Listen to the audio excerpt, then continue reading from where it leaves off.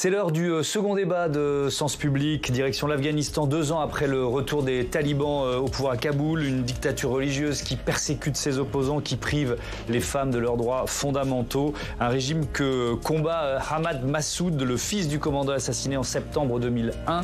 Ahmad Massoud, reçu au Sénat aujourd'hui, il est en visite en France pour 10 jours et il appelle la communauté internationale à l'aider dans sa lutte contre les tyrans islamistes. Marion Vigo et Samia Dechir l'ont rencontré ce midi, voici l'essentiel de leur interview.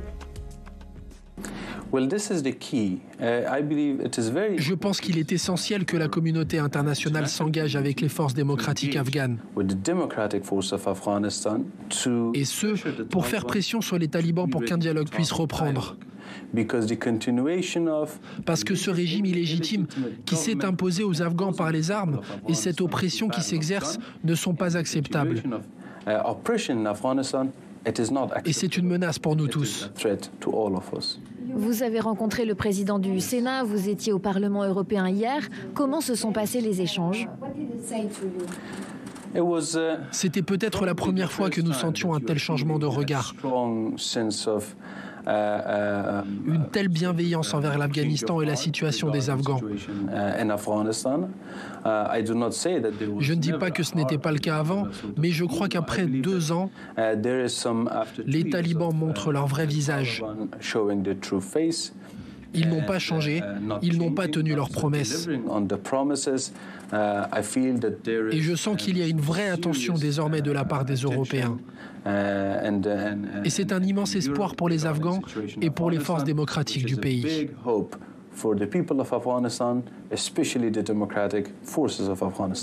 Mais vous ont-ils donné des preuves de cet engagement ? Je pense qu'on s'en approche, mais c'était vraiment des échanges positifs et des échanges constructifs. Vous voulez représenter la résistance aux talibans dans votre pays. Avez-vous des soutiens? Et si oui, combien êtes-vous?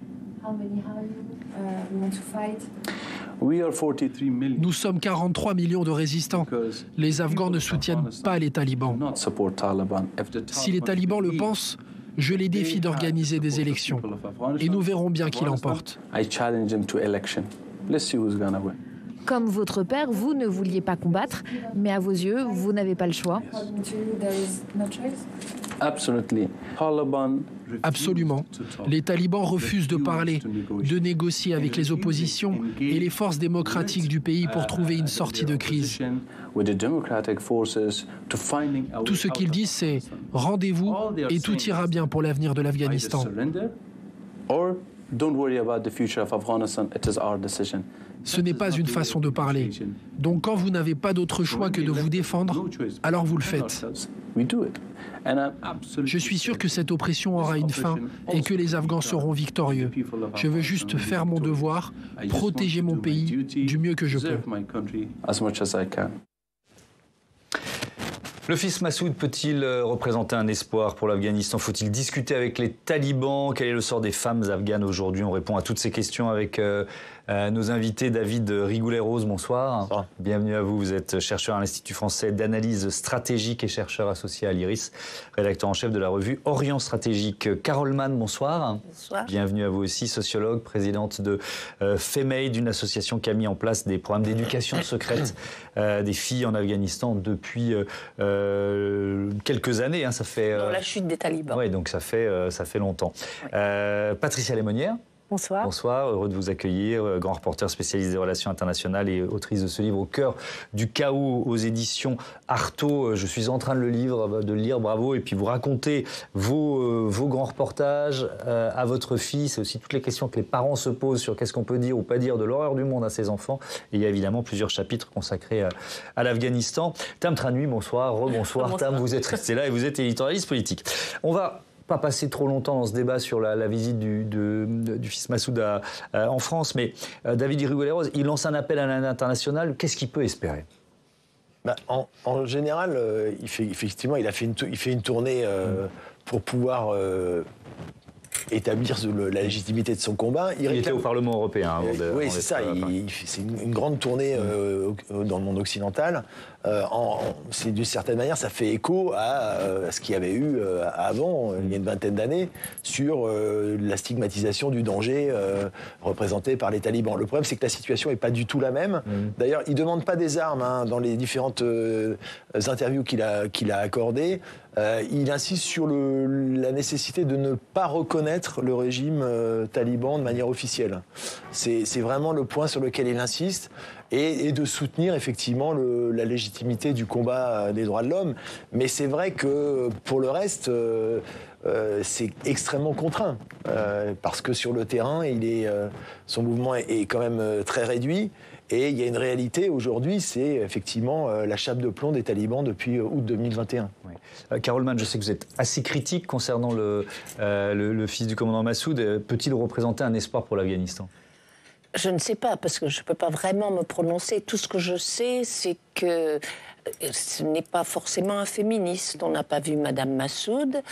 Elle est bien cachée. Et puis, parler des droits des femmes comme ça, c'est bien, mais je n'ai pas vu de programme ou quelque chose de plus ouvert. Et il n'y a aucune femme dans son cercle non plus, ce qui n'est pas le meilleur des signes. Ouais. Patricia Lémonière, le nom de Massoud, il a toujours une aura en France. Comment est-il perçu ailleurs, et notamment en Afghanistan ? Qu'est-ce qu'il représente, Massoud, en Afghanistan ? Alors, c'est vrai que c'est un symbole, mais c'est un symbole pour nous, et en particulier pour les Français.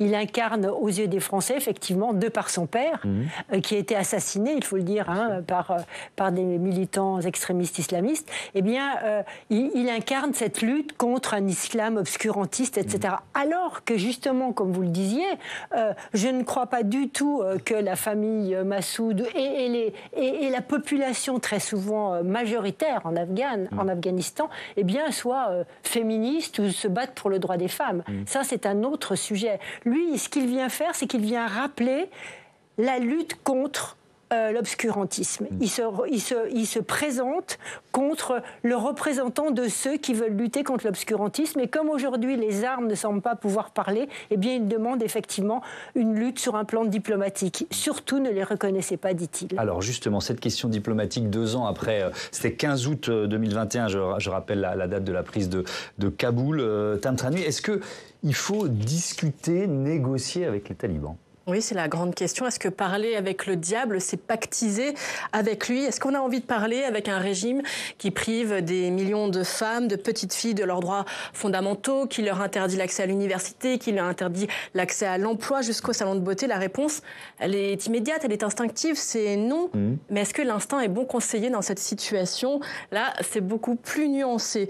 Il y a en tout cas une certitude, c'est que les Occidentaux n'ont pas pour autant de leçons à donner à l'Afghanistan. On a vu le résultat de 20 ans de présence militaire occidentale, de programmes internationaux, d'aide à la gouvernance, d'assistance post-conflit. Tout cela a viré au fiasco, à la corruption, au rejet des Occidentaux par toute une partie de la population afghane. Venir donner la leçon, on a donc vu le résultat. Alors est-il possible de condamner le régime taliban sans condamner sa population ? C'est toute la question aujourd'hui.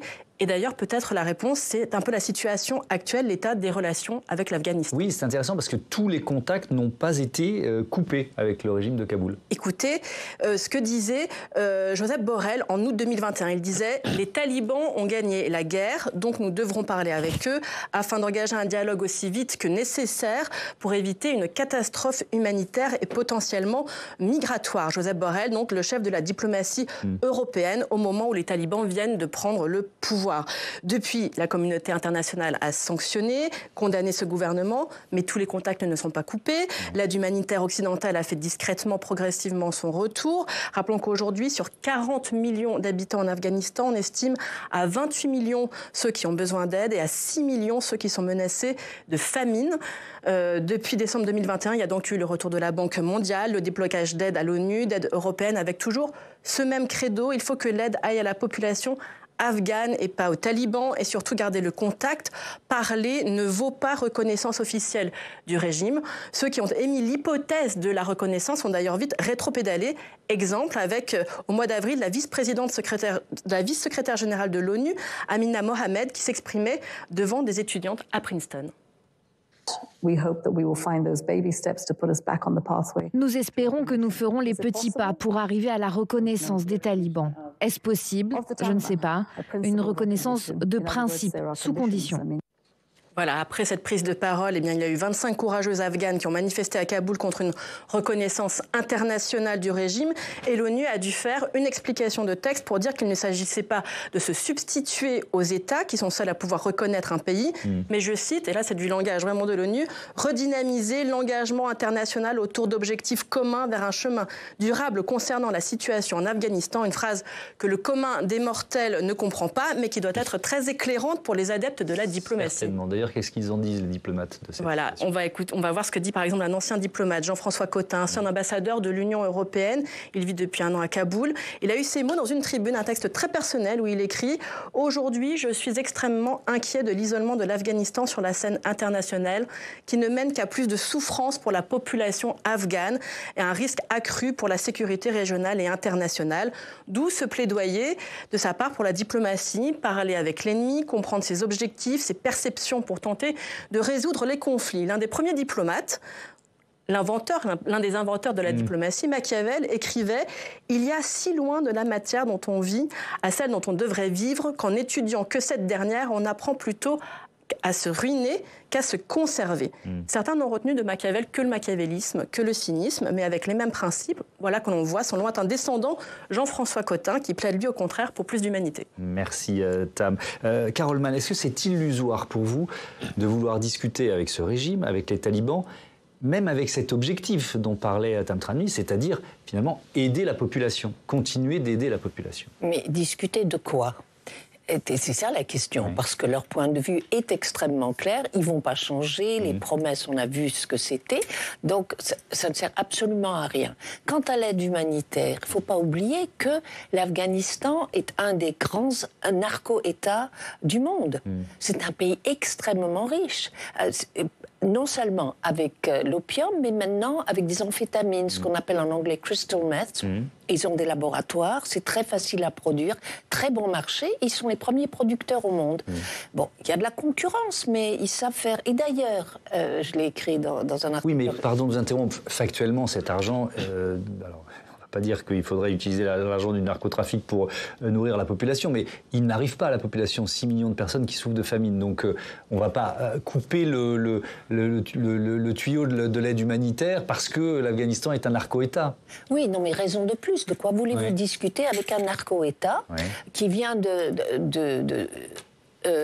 mettre presque au pouvoir celui qu'on a appelé le Pablo Escobar de l'Afghanistan, que l'Amérique a relâché. Ils ont un carnet d'adresses magnifique, ils sont très équipés, et de quoi ils vont parler avec nous?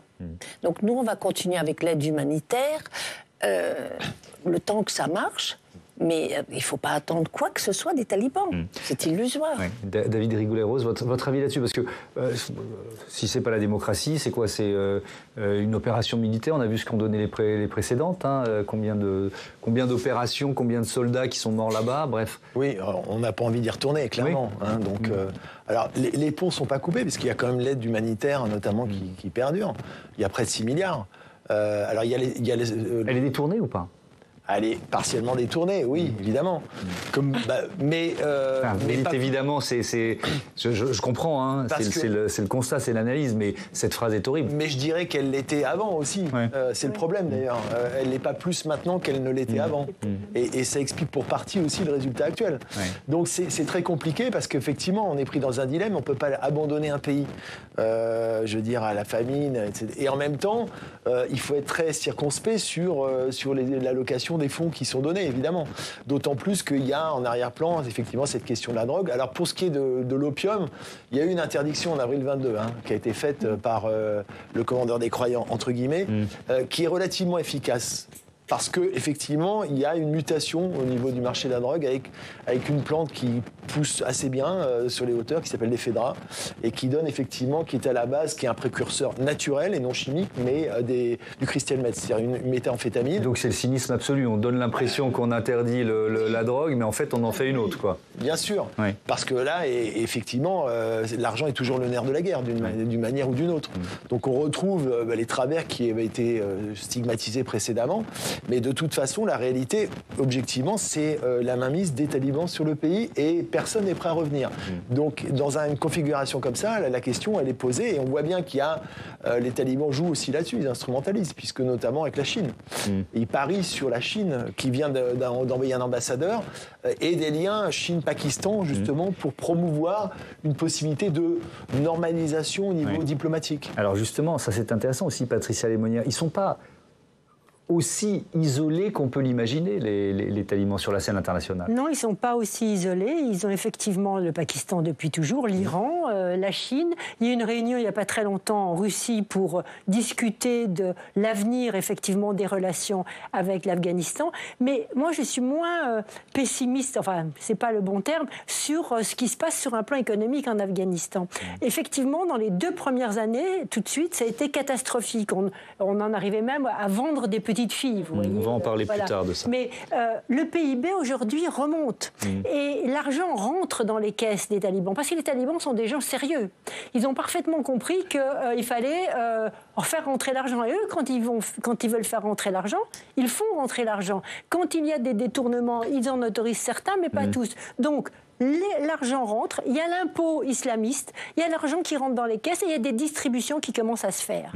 Donc leur pari, c'est d'avoir un peu cette aide humanitaire pendant le temps nécessaire et ils vont arriver à se débrouiller, ils veulent et donc ils ne changeront pas et c'est en ça où je partage votre avis parce que ils le vont avec le système qu'ils mettent en place, arriver à s'en sortir tant avec l'aide des Chinois, des Pakistanais et l'argent qui rentre. Mais l'argent rentre, mais Carole Mann, il rentre, mais il n'arrive pas à la population. Il arrive en partie ou un peu mieux à la population. Moi, je voudrais vous entendre, je vais vous redonner la parole juste après, Patricia. Je ne pense pas que ça arrive à la population. Ils se disent de toute façon, l'aide humanitaire s'en occupera, et puis selon leur doctrine, c'est la volonté divine qui veut qu'on crève de faim.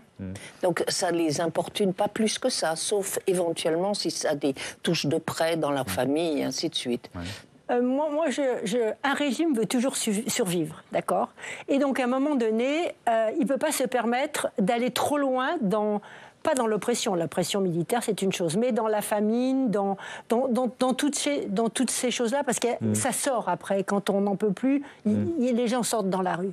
Il peut pas. Donc, ils vont se débrouiller pour maintenir un niveau d'oppression et, en même temps, pour distribuer les revenus qu'ils vont tirer, justement, soit de la méthamphétamine, soit etc., soit de tout. Il y a des gens qui ont encore de l'argent, un peu en avait. Donc, ils leur imposent même des retraits d'argent.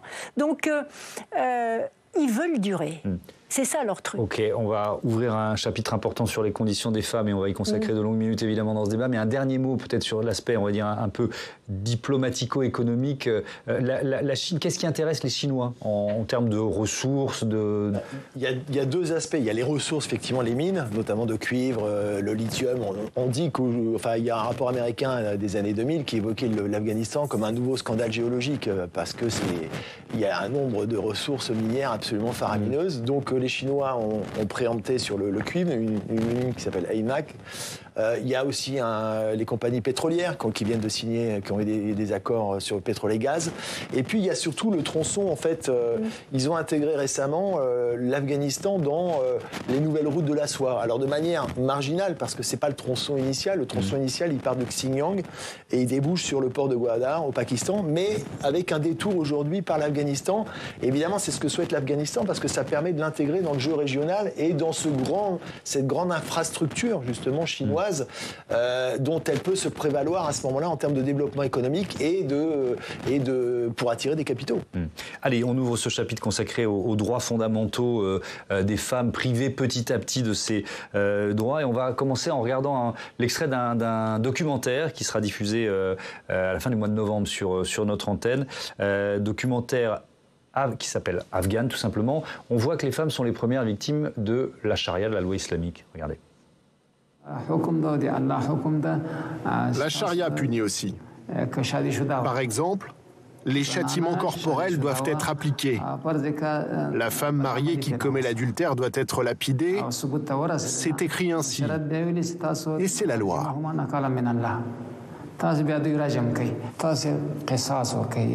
C'est dur, je sais, mais il est dit dans le Coran que lorsque vous punissez ceux qui ont commis des péchés, cela sert de leçon au reste du peuple. Voilà, à propos d'un juge dans un tribunal de province, extrait d'un documentaire donc signé Solène Chalvon-Fioriti et qui sera diffusé le 25 novembre sur Public Sénat. Je propose à Mathias Arès de nous rejoindre tout de suite puisque on va, grâce à vous Mathias, rebonsoir, reprendre la chronologie finalement du traitement réservé aux femmes en Afghanistan depuis le retour des talibans. Il n'aura pas fallu longtemps pour que les droits des femmes soient attaqués. Kaboul tombe, Thomas, le 15 août 2021. 7 mois plus tard, à peine en mars 2022, première mesure terrible, l'accès à l'éducation est interdit aux femmes dès l'âge de 12 ans dans un pays où seulement 40% des jeunes filles seulement étaient scolarisées. La mesure est dévastatrice. En décembre de la même année, c'est l'université qui ferme formellement ses portes aux femmes avec la possibilité d'être poursuivies pénalement pour celles qui oseraient s'y aventurer. En 2021, on comptait tout de même 100 000 Afghanes qui faisaient des études supérieures, un chiffre à présent réduit au néant.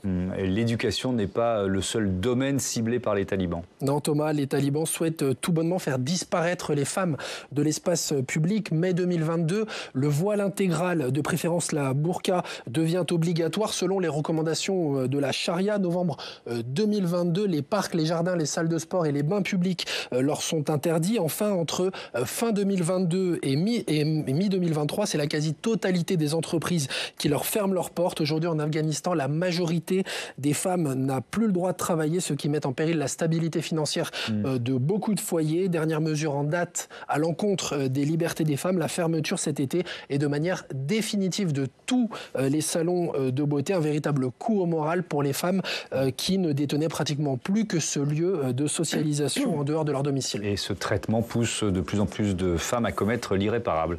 Évincées et opprimées dans l'espace public, les femmes sont aussi victimes de violences une fois la porte du foyer passée. Selon l'ONU, 9 femmes sur 10 sont victimes de violences familiales, mariées de force, échangées contre des denrées alimentaires. Certaines, de plus en plus d'ailleurs, comme vous venez de l'évoquer Thomas, font le choix du suicide. Difficile d'avoir des données précises toutefois puisque les talibans ont interdit toute communication dans ce domaine. Les seuls chiffres qui parviennent à fuiter par les hôpitaux publics ou les cliniques de santé mentale sont très alarmants. Sur la période 2021-2022, les femmes et jeunes filles représentent les 3/4 des suicides et des tentatives de suicide, ce qui en fait l'un des rares pays dans le monde où les femmes sont plus nombreuses que les hommes à attenter à leur jour.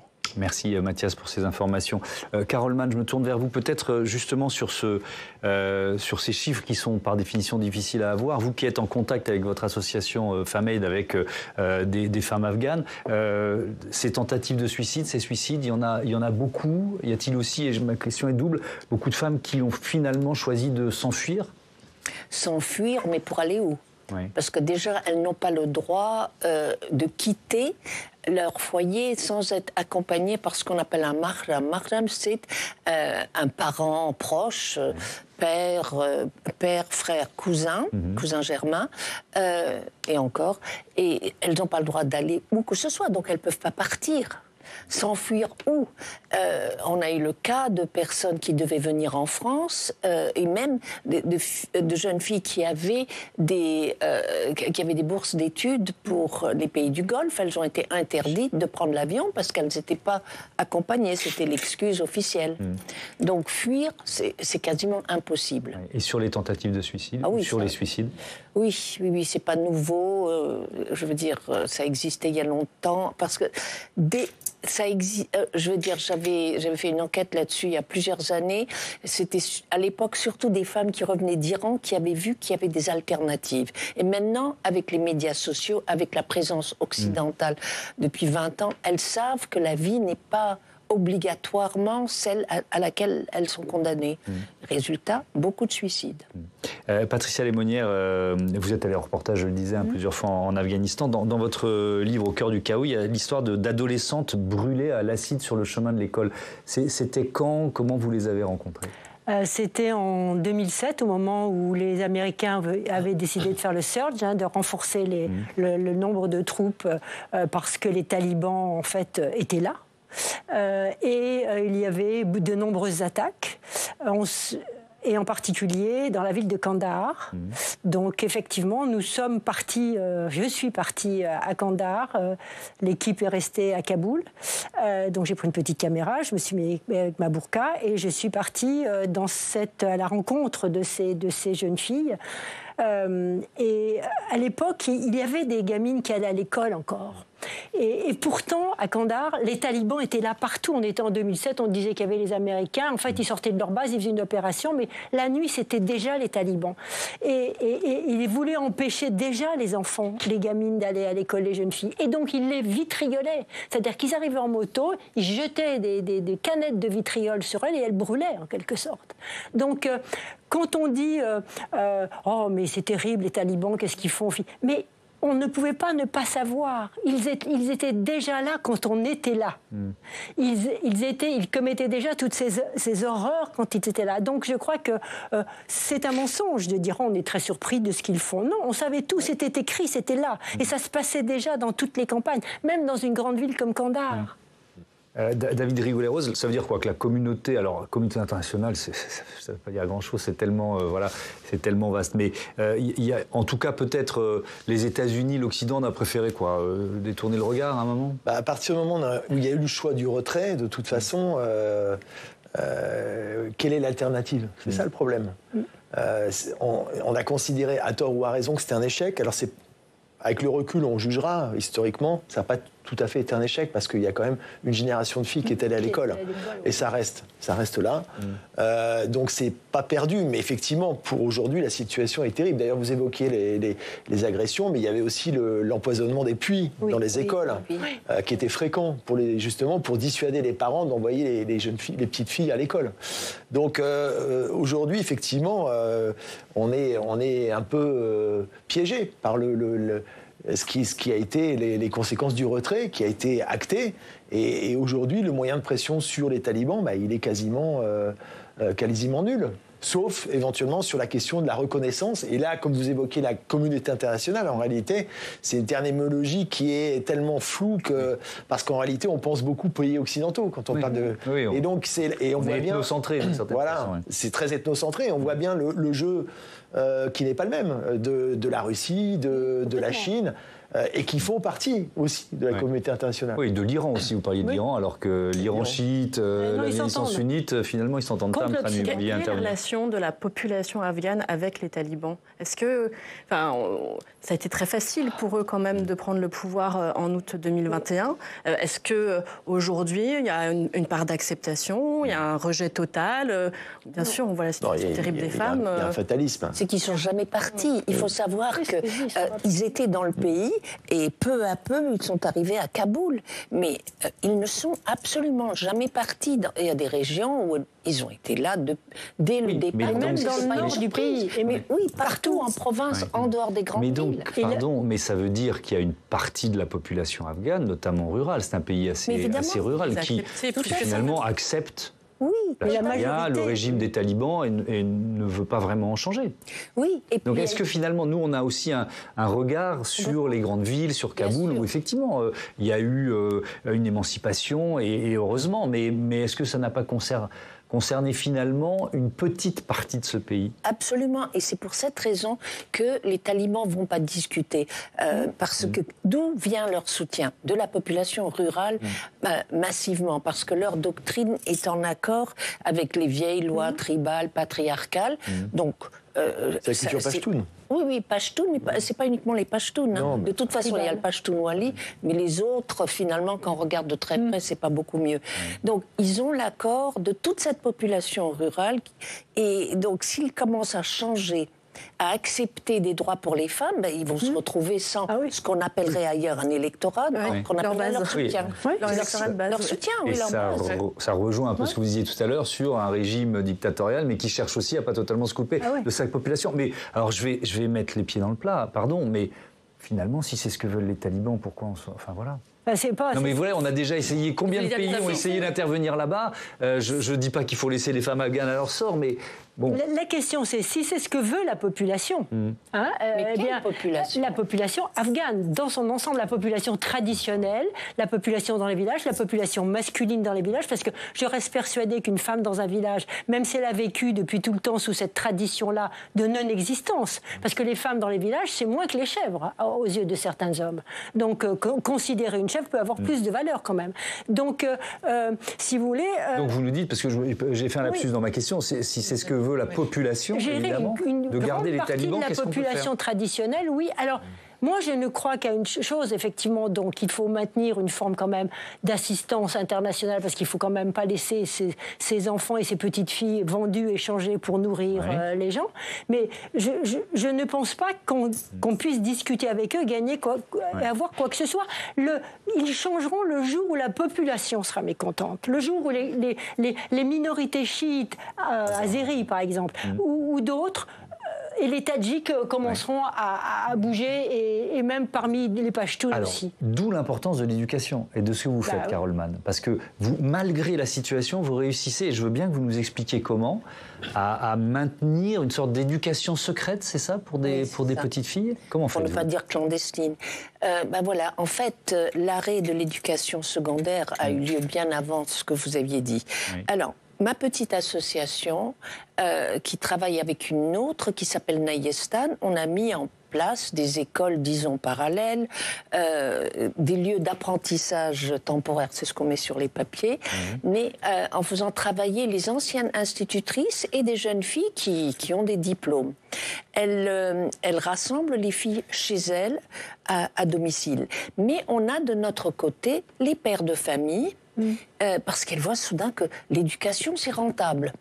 Puisque ces filles-là, on les paye, on paye le loyer, on paye même des cours supplémentaires pour elles, plein de choses.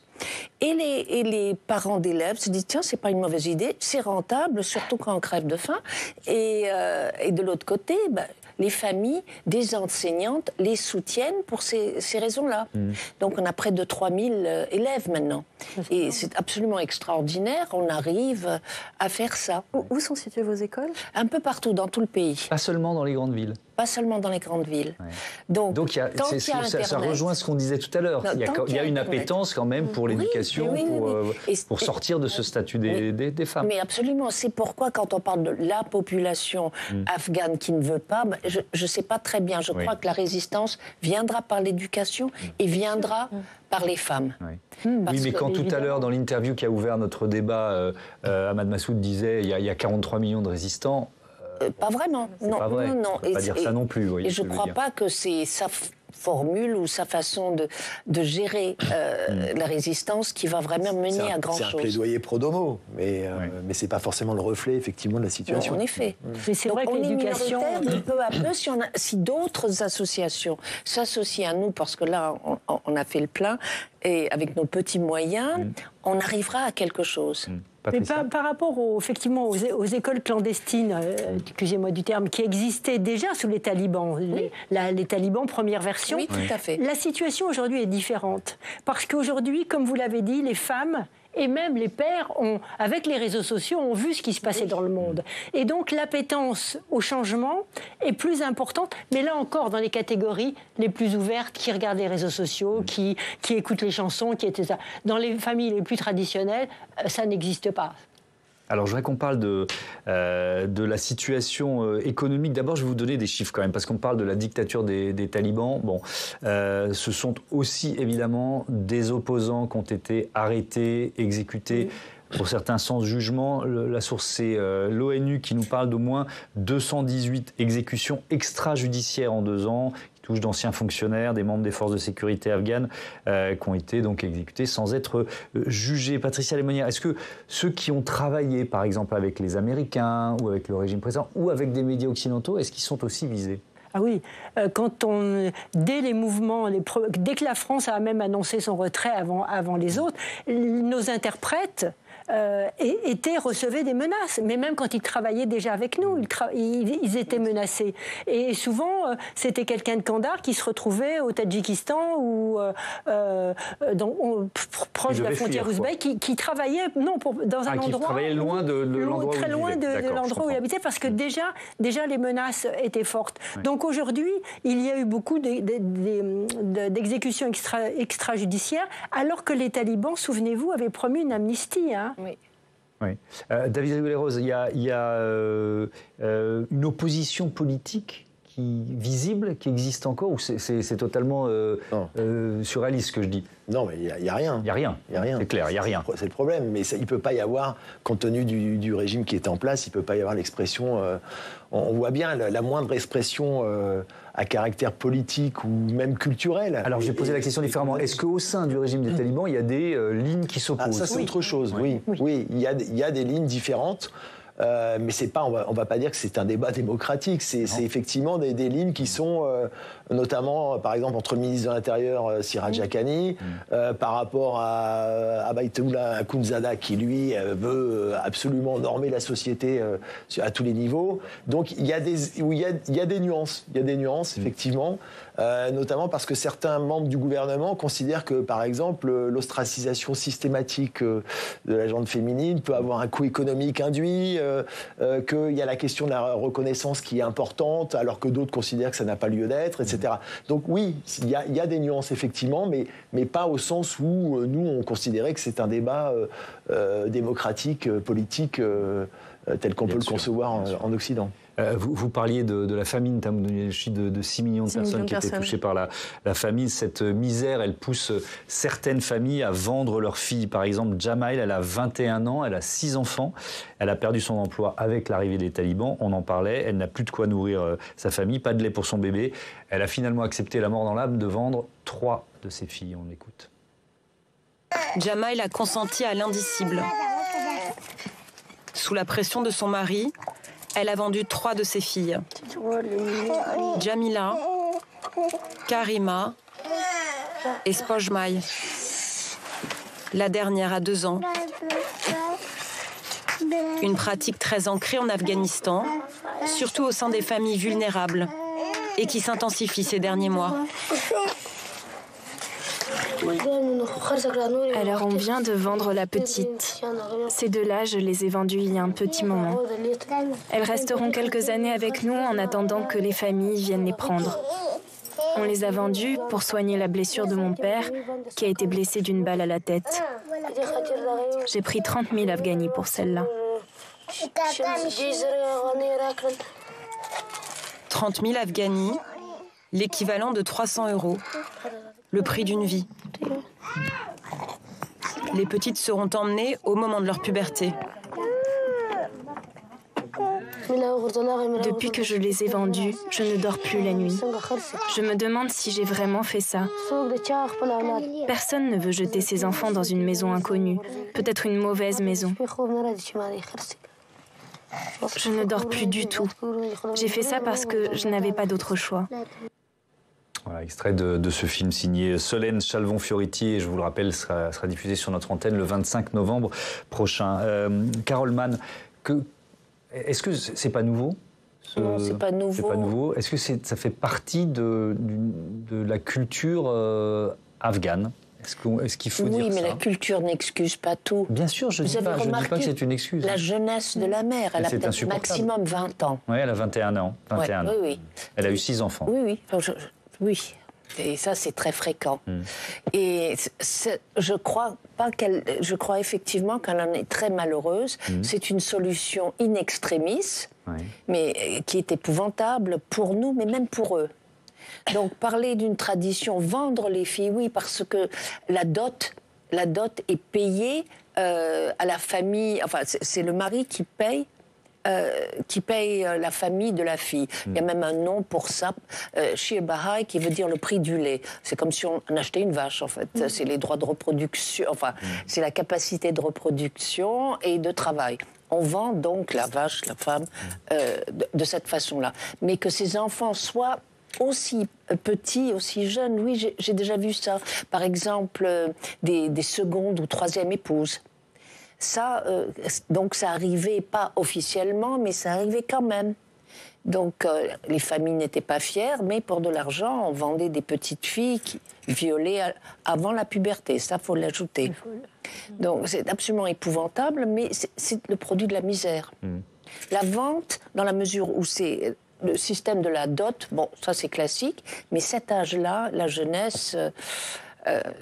le fait que ce soit des enfants, c'est ça qui est absolument horrible et qui est un symptôme de la misère. Oui. Patricia Lémonière, vous l'avez vu en Afghanistan, en reportage. Vous nous avez dit tout à l'heure que pour certains hommes, voilà, une chèvre vaut plus que la deuxième ou la troisième épouse, c'est ça ? Exactement, oui, c'est ça. Mais ce qui est... La pratique qui se développe aujourd'hui, c'est qu'effectivement, c'est des enfants qui sont violés encore avant la puberté. Oui. C'est-à-dire que l'échange de l'enfant se fait quand il a peut-être 2 ans, mais très très vite. Mettons qu'on vend une petite fille qui a 4 ans, à 7 ans, elle part, et à 7 ans, elle est violée. Les enfants violés à 7 ans, les petites filles violées à 7 ans, c'est courant maintenant, et ça l'était déjà, mais ça ne fait que, effectivement, s'accentuer aujourd'hui. Et ça en dit long sur, effectivement, la place de la femme, quand même, dans cette société. Mais il faut voir que cette jeune femme qui a dû avoir son premier enfant peut-être à 10 ans, je ne sais pas, souvent, ces mères-là sont droguées, en plus. Et quand j'ai vu son regard, outre le fait que la fatigue, je me disais... Je suis persuadée qu'en plus, elle prend de la drogue. Et moi, des mères de famille que j'ai pu rencontrer et interviewer, effectivement, chaque fois, c'est que des femmes qui peuvent les interviewer, eh bien, étaient droguées toutes. Pour tenir, elles étaient obligées, elles ne tenaient que comme ça. Et donc, le peu d'argent qu'elles avaient, elles le dépensaient là-dedans. Enfin, c'est un cercle qu'on ne peut même pas imaginer. David Rigoulet-Rose, est-ce qu'il y a une... parce que là, personne n'a d'alternative, n'a de solution, évidemment, sur ce plateau, mais peut y avoir une alternative politique aux talibans dans les prochaines années ? Pas dans l'immédiat, malheureusement. C'est le problème. C'est un processus long, c'est comme pour l'éducation. C'est un pari sur le futur qui paraît ingrat actuellement, mais qui ne l'est pas. Parce que c'est un travail de fond. Simplement, non, dans l'immédiat, malheureusement, il y aura Donc ça veut dire que, pardon de vous interrompre, il faut maintenir une forme d'aide humanitaire parce que c'est malgré minimal, tout minimal, parce que ça peut être aussi l'occasion de faire passer d'autres valeurs, d'autres messages. Est-ce que vous pensez ça ? Probablement une des erreurs et de l'échec de l'intervention occidentale, c'est d'avoir cru, et là je reprends ce que vous disiez sur l'ethnocentrisme, c'est d'avoir cru qu'on pouvait changer un monde, une société, en 20 ans. C'est pas possible. Malheureusement, ce serait formidable, mais ça ne l'est pas. Et en fait, ce sont des processus longs. Et donc, notamment, j'ai été frappé par certaines ONG scandinaves qui, à l'époque, voulaient absolument aller dans les villages et voulaient qu'il y ait une égalité homme-femme stricte. Donc, c'était une humiliation pour les chefs de village. Et donc, ça suscitait un rejet, en fait. Et donc, ça a été contre-productif à terme. Il aurait fallu que ça soit beaucoup plus progressif, plus transactionnel. Et du coup, effectivement, on arrive à la situation où les talibans reviennent au pouvoir en rétablissant ce qu'ils avaient déjà instauré précédemment. Carole Mann, comment on peut vous aider pour aider les femmes afghanes ? Eh bien, écoutez, contribuer au travail qu'on fait. Je voudrais rajouter une chose, c'est qu'il faut voir le programme scolaire qui va s'appliquer aux garçons, où on a enlevé tout ce qui paraît physique, chimie, et toute référence à des inventions, n'importe quoi. C'est une sorte de lavage de cerveau, quoi. Oui, qui sont par des non-musulmans. Donc on laisse tomber la relativité, la gravité, enfin tout. Donc je crois qu'il faudra réfléchir à un programme également pour les garçons, parce que ce ne sont pas uniquement les filles qui sont menacées. Donc ça, je crois qu'on peut nous aider, mais on aide la planète finalement. Parce que quand on regarde, bon je vais parler d'autre chose, la montée de la droite, l'acceptation de pays comme l'Arabie Saoudite et une morale de ce genre, il faut aider l'éducation et voilà. Donc toute personne qui est intéressée par ça nous contacte, on vous dira comment faire. Voilà, ce sera le dernier message de ce débat. Merci à tous d'y avoir participé. Patricia, je rappelle le titre de votre livre, j'en conseille vivement la lecture, Au cœur du chaos, aux éditions Artaud. Voilà, c'est la fin de ce Sens Public. Merci à tous d'y avoir participé. Je vous dis à lundi, on se retrouvera à 18h et 22h sur l'antenne de Public Sénat. Et puis notez que demain, c'est Agnès Buzyn, ancienne ministre de la Santé, qui sera l'invitée d'Oriane Mancini.